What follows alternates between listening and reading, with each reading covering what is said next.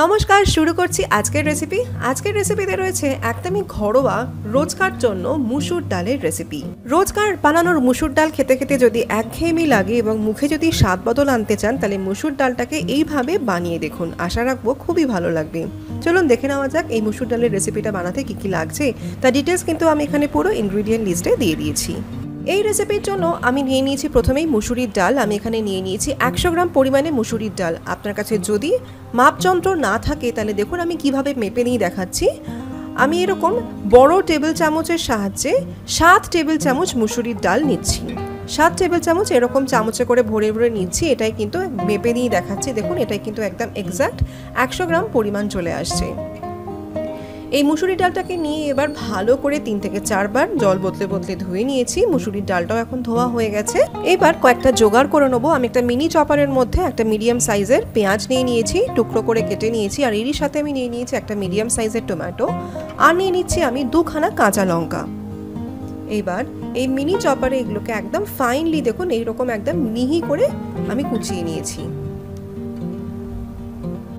এবার এই মুসুরির ডালটা কিন্তু একেবারে 1 সম্বরের ডাল হবে, তাই জন্য ডাইরেক্ট আমি প্রেসার কুকারের মধ্যে দিয়ে দিয়েছি 2 টেবিল চামচ রিফাইন তেল। তেলটা ভালো মতো গরম হলে এবার আমি এর মধ্যে দিয়ে দিয়েছি ছোট 1 চামচ মতো একটু গোটা জিরে ফোড়ন। জিরেটাকে হালকা নাড়াচাড়া করার পর এবার আমি ডাইরেক্টলি এর মধ্যে দিয়ে দিলাম পেঁয়াজ, টমেটো আর কাঁচা লঙ্কা কুচিগুলোকে। হালকা একটু নাড়াচাড়া করে ভেজে নিয়ে এবার আমি এর মধ্যে দিয়ে দিচ্ছি আদা রসুন বাটা। আমি 1/2 চামচ ভরে একটু আদা রসুন বাটা এর মধ্যে দিয়ে দিলাম। আদা রসুন বাটাটাকে দিয়েও ভালো করে আমি নেড়েচেড়ে একটু কষিয়ে নিয়েছি যতক্ষণ না আদা রসুনের কাঁচা গন্ধটা চলে যায়। এইভাবেই পেঁয়াজ, টমেটো, আদা রসুন, কাঁচা লঙ্কাগুলোকে ভালো করে 3 থেকে 4 মিনিটের জন্য একটু কষিয়ে নিয়েছি। এবার আমি এর মধ্যে দিয়ে দিচ্ছি পরিমাণ মতো বুঝে একটু নুন, আর দিয়ে দিলাম অল্প করে একটু 1/2 চামচ মতো একটু হলুদের গুঁড়ো। নুন আর হলুদ গুঁড়োটাকে দিয়েও ভালো করে আরও 2 মিনিটের জন্য একটু নেড়েচেড়ে কষিয়ে নিয়েছি। এরপর আমি এর মধ্যে দিয়ে দিচ্ছি ধুয়ে রাখা মুসুরির ডালগুলোকে।